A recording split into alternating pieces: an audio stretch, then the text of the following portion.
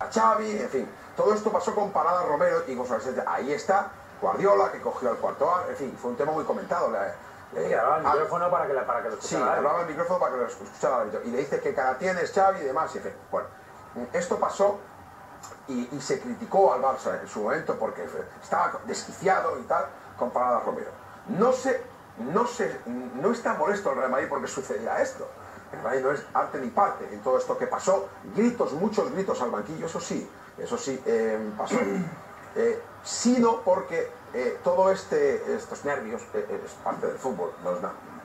Se saldó sin tarjetas, que yo creo que acertó para Romero. Son partidos de mucha intensidad, en el Rey de Navarra hay mucha pasión, como en muchos campos, y si no bajas un poquito el listón, te pasa lo que te pasó ayer, Paradas, que te quedaste pues, con 5 o 6 expulsiones. Bueno, esto pasó hace un mes. Entonces, en el Real Madrid, después del partido de ayer, se piensa que el agravio comparativo es brutal. Eso es información que os doy.